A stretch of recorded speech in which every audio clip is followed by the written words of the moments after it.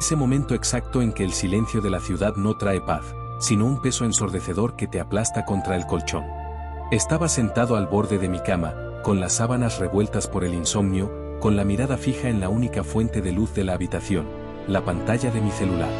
El brillo azulado hería mis ojos cansados, pero lo que realmente dolía era lo que estaba escrito allí, en píxeles nítidos y crueles. Saldo actual, $1,450. Estatus, bloqueado. No era solo un número. Era la matemática pura de mi fracaso. Al lado del teléfono, sobre una mesa de noche de madera barata que se descascaraba en los bordes, reposaba el monumento a mi vergüenza, una pila de sobres sin abrir. Cartas del banco, avisos de corte de electricidad, y la factura de una tarjeta de crédito que llevaba meses rotando como un malabarista a punto de dejar caer antorchas en un barril de pólvora. Me llamo Mateo, y hasta ese segundo, mi vida había sido un guión predecible de mediocridad y malas decisiones financieras. Trabajaba 10 horas al día en un empleo que me drenaba el alma, vendiendo seguros que nadie quería comprar, para ganar un sueldo que se evaporaba antes del día 15.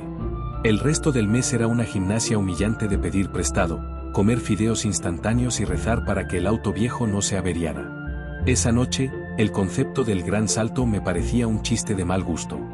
Me sentía en el fondo de un pozo húmedo, con paredes de piedra lisa, sin nada a lo que aferrarme. La notificación del banco, que había sonado minutos antes despertándome de un sueño inquieto, fue el golpe de gracia. El alquiler vencía en 48 horas. No tenía el dinero. Y, lo peor de todo, ya no tenía a quién recurrir. Mis amigos se habían alejado, cansados de mis excusas, mi familia pensaba que yo estaba estable, y mi estúpido orgullo me impedía decirles la verdad. Me levanté y caminé hacia la pequeña sala. El apartamento olía a humedad y a café viejo. Miré la nevera. Había un imán de un viaje que nunca hice, sosteniendo una lista de compras que no podía pagar. La sensación física de la pobreza es algo que nadie te explica en los libros de autoayuda. Es un nudo constante en el estómago. Es una presión en la nuca que no desaparece con masajes. Es el sabor metálico del miedo en la boca.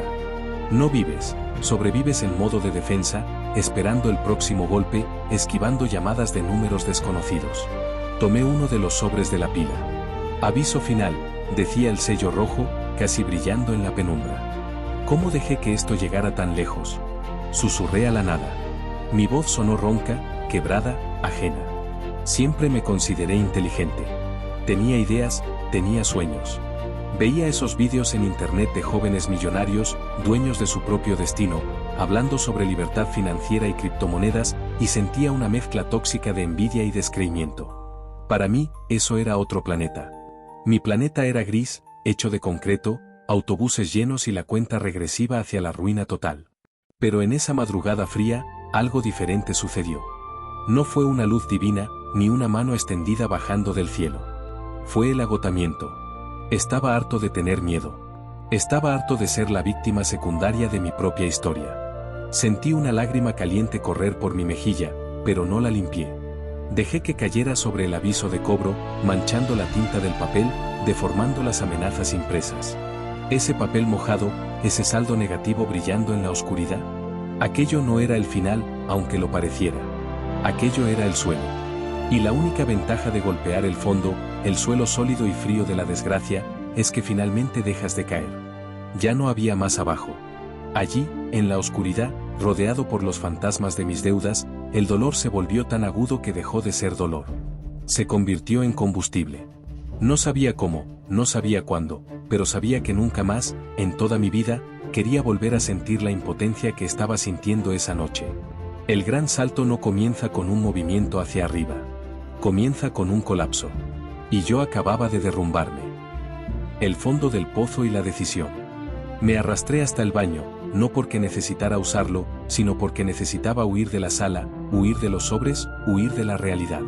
Encendí la luz fluorescente, que parpadeó 2 veces antes de iluminar el pequeño espacio con un zumbido molesto.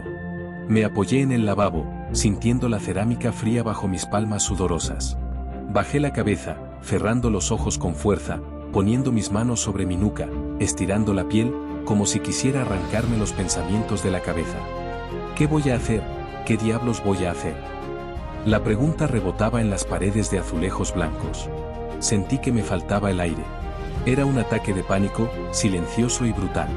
Mi corazón martillaba contra mis costillas como un animal enjaulado. En ese instante, vi mi vida pasar, no como una película, sino como una serie de diapositivas de oportunidades perdidas y miedo. Miedo a invertir, miedo a cambiar de trabajo, miedo a destacar. Había jugado a lo seguro toda mi vida, y lo seguro me había llevado a la bancarrota a los 30 años. Levanté la cara y me miré al espejo. Lo que vi me asustó. No por las ojeras profundas o la barba de 3 días, sino por la mirada de un perro apaleado. Ese hombre en el reflejo estaba esperando que alguien viniera a salvarlo. Esperaba que el gobierno, que la lotería, que un milagro cambiara su suerte. Nadie va a venir, Mateo, dije en voz alta. Mi voz resonó extraña en el baño. Nadie te va a salvar. Esa frase, tan simple y aterradora, fue la llave. Si nadie iba a venir, entonces el único que podía sacarme de este agujero era yo. No el yo de ayer, ese tipo miedoso y pasivo. Tenía que ser otro. Abrí el grifo. El agua salió helada. Me mojé la cara, frotando con fuerza, como si quisiera limpiar la miseria de mis poros. El choque térmico me despertó. Al levantar la vista de nuevo, con el agua goteando por mi barbilla, algo había cambiado en mis ojos. El miedo seguía ahí, sí, pero ahora había algo más. Rabia. Una rabia fría y calculadora. Ya no estaba triste. Estaba furioso conmigo mismo por haber permitido que me humillaran, por haber aceptado las migajas que la vida me tiraba. Miré fijamente a mis propias pupilas en el espejo y, por primera vez en años, no desvié la mirada. Se acabó, susurré, pero esta vez con firmeza. A partir de hoy, no soy una víctima. Soy un arquitecto. Si tengo que quemar mis naves para sobrevivir, las quemaré todas. Si tengo que aprender lo que nadie sabe, lo aprenderé. No voy a dormir, no voy a descansar y no voy a detenerme hasta que mi cuenta bancaria tenga tantos ceros como las lágrimas que derramé esta noche. Tomé una toalla áspera y me sequé la cara. El movimiento fue brusco, decisivo. Regresé a la habitación. La pila de facturas seguía ahí, amenazante. Pero ya no eran monstruos. Ahora eran solo papel. Eran el enemigo. Y yo acababa de declarar la guerra. Me senté frente a mi vieja computadora portátil. El ventilador hizo un ruido agónico al encenderse. Mientras la pantalla cargaba, miré por la ventana. El cielo empezaba a clarear. Un gris pálido anunciaba el amanecer. No tenía dinero. No tenía contactos. Pero tenía algo mucho más peligroso, la desesperación de un hombre que ha decidido que morir intentándolo es mejor que vivir arrodillado. Mis dedos se posaron sobre el teclado. Iba a buscar, iba a estudiar, iba a encontrar la grieta en el sistema. El gran salto no era un mito. Era una secuencia de decisiones, y yo acababa de tomar la primera. Hoy empieza el acto 2, dije al cursor que parpadeaba en la pantalla en blanco. Y este acto no termina hasta que yo gane. La metamorfosis. El ascenso y la prueba. Los siguientes 3 meses no los viví, los ejecuté. Mi vida se convirtió en una ecuación binaria, o estaba generando valor o estaba perdiendo el tiempo. No había punto medio. Mi apartamento, antes un refugio de la pereza, se transformó en mi cuartel general. Vendí la televisión. Vendí la vieja guitarra que nunca aprendí a tocar. Vendí hasta la mesa de noche donde antes se apilaban las facturas. Necesitaba cada centavo para invertir en lo único que importaba, conocimiento.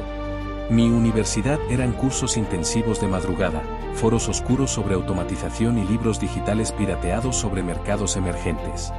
Devoraba información con la desesperación de un náufrago que estudia un mapa del tesoro. Seguía yendo a mi trabajo diurno, pero ya no era un empleado. Era un espía. Mientras mi cuerpo estaba presente en ese cubículo gris, mi mente estaba analizando ineficiencias. Observaba cómo la empresa perdía horas hombre en tareas repetitivas. ¿Cómo puedo automatizar esto? Era mi mantra constante. Mi jefe me regañaba por estar distraído, sin saber que en mi cabeza yo ya lo había despedido a él. El camino no fue recto. Mi primer intento de generar ingresos extra fue un desastre. Invertí los últimos $200 que había logrado raspar en una campaña de publicidad para un producto de afiliado que nadie compró. El viejo Mateo se habría derrumbado, habría llamado a su madre llorando para pedir un préstamo y tapar el agujero. Pero el nuevo Mateo, el que había nacido frente al espejo esa madrugada, hizo algo diferente. No lloré. Analicé los datos. Pasé 48 horas sin dormir diseccionando el fracaso. Entendí que no era el sistema el que estaba roto, era mi ejecución. Me faltaba habilidad. Cambié la estrategia. Dejé de buscar dinero rápido y empecé a construir una habilidad de alto valor. Aprendí a programar bots sencillos para automatizar procesos administrativos. Era tedioso, era difícil y me ardían los ojos de tanto mirar código. Empecé a contactar pequeñas empresas locales. Les ofrecía trabajar gratis la primera semana. Si mi sistema te ahorra 10 horas de trabajo a la semana, me pagas el equivalente a 5. Si no, no me debes nada. Recibí 50 no rotundos. Me colgaron el teléfono. Me insultaron. Cada rechazo era gasolina. El punto de inflexión llegó un martes lluvioso de noviembre. Estaba en mi trabajo diurno, soportando otra reunión inútil, cuando mi celular vibró en el bolsillo. El patrón de vibración era diferente al de las llamadas de cobro. Lo saqué disimuladamente bajo la mesa de conferencias. Era una notificación de PayPal. $450 americanos recibidos de Consultoría Logística Martínez. Me quedé helado. El señor Martínez, dueño de una pequeña empresa de camiones, había sido el único que aceptó mi propuesta gratuita. Yo había pasado todo el fin de semana configurando un sistema que organizaba sus facturas automáticamente. Me había tomado 20 horas de sudor y frustración. Había ganado en 2 días casi la mitad de lo que ganaba en un mes en ese empleo miserable. Pedí permiso para ir al baño. Entré al mismo cubículo donde meses atrás me había escondido a llorar. Me miré en el espejo de la oficina. Tenía unas ojeras que me llegaban al pómulo, estaba más delgado por saltarme comidas para estudiar, y mi ropa estaba desgastada. Pero la mirada era la de un tiburón que acaba de probar la primera gota de sangre en el agua. Esos $450 no pagaban mi deuda total. Todavía estaba técnicamente en la ruina. Pero era la prueba de concepto. Era la validación de que yo no era un inútil. Era la confirmación de que el gran salto era posible si estaba dispuesto a pagar el precio del dolor y la disciplina. Esa tarde, renuncié a mi empleo. No tenía ahorros suficientes, era una locura objetiva. Pero sabía que si me quedaba un día más en esa zona de confort tóxica, el impulso se moriría. Había quemado las naves. Ahora solo podía avanzar. La nueva arquitectura, el resultado y el legado. Son las 3:42 de la madrugada otra vez. Han pasado exactamente 2 años, 3 meses y 4 días desde aquella noche en que mi saldo negativo iluminó la oscuridad de mi cuarto alquilado. Ahora, la luz que ilumina la habitación proviene de los ventanales de piso a techo de mi oficina en el piso 35, con vista al distrito financiero de la ciudad. El silencio es el mismo, pero la sensación es diametralmente opuesta. Ya no es un silencio que aplasta, es un silencio que respeta. Es la calma donde se toman decisiones que mueven 6 cifras. Estoy sentado en una silla ergonómica que cuesta más que el coche que solía conducir. Frente a mí, 3 monitores muestran métricas en tiempo real de mi agencia de automatización digital. Tenemos clientes en 4 países. Aquellos $450 del señor Martínez se multiplicaron, se reinvirtieron, sangraron y sudaron hasta convertirse en una facturación anual que el viejo Mateo ni siquiera podría leer sin marearse. No fue fácil. Hubo meses en los que trabajé 20 horas diarias, alimentándome de cafeína y pura testarudez. Hubo momentos en los que dudé, en los que la vieja voz del miedo intentó susurrarme que yo era un fraude, que pronto todo se derrumbaría y tendría que volver a pedir trabajo de rodillas. Pero cada vez que esa voz aparecía, yo volvía a ese baño mental, me miraba al espejo y recordaba la rabia. La rabia fue mi combustible hasta que la disciplina pudo tomar el relevo. Pagué cada centavo que debía. La primera vez que vi mi cuenta bancaria en positivo, sentí un vacío extraño. Había vivido tanto tiempo corriendo de algo, que tuve que aprender a correr hacia algo. Abrí el cajón superior de mi escritorio de roble macizo. Adentro, guardado como una reliquia sagrada en una funda de plástico, está aquel viejo sobre arrugado con el sello rojo de aviso final. Lo saqué y pasé mis dedos por el papel desgastado. Todavía tiene la mancha de la lágrima que derramé aquella noche. Lo guardo no por masoquismo, sino por respeto. Ese papel es mi título universitario. Es mi recordatorio de que el fondo del pozo no es una tumba, es un cimiento. Si puedes construir allí, en la oscuridad, bajo presión, puedes construir rascacielos cuando salgas a la superficie. Mucha gente ve mi gran salto y piensa que tuve suerte, o que encontré un truco mágico en internet. Me preguntan cuál es el secreto, qué criptomoneda compré, qué curso hice. Quieren el resultado sin el proceso. Quieren el amanecer sin haber pasado la noche en vela. El secreto no existe. El algoritmo del destino es dolorosamente simple. El dolor más la disciplina, multiplicado por el tiempo, es igual a la libertad. Me levanté y caminé hacia el ventanal. La ciudad abajo empieza a despertar. Veo los pequeños puntos de luz de los coches, gente yendo a trabajos que odian para pagar vidas que no disfrutan. Siento una profunda empatía por ellos, porque yo fui uno de ellos hasta hace muy poco. Me giré hacia el espejo de cuerpo entero que tengo en la pared opuesta. El hombre que me devuelve la mirada ya no tiene ojos de perro apaleado. ¿Tiene cicatrices? Sí. ¿Está cansado? Sí. Pero su mirada es dueña de su entorno. El gran salto no es llegar a la cima. El gran salto es el momento exacto, en la oscuridad de tu desesperación, cuando decides que tu historia no termina ahí. El sol comienza a salir sobre el horizonte, pintando de dorado los edificios de concreto. Es hora de trabajar. El imperio no se mantiene solo. ¿Y tú? ¿Estás esperando a que alguien te salve, o estás listo para mirarte al espejo? Tu gran salto empieza hoy. Suscríbete al canal y activa la campana. No dejes que el algoritmo decida tu destino. Nos vemos en la cima.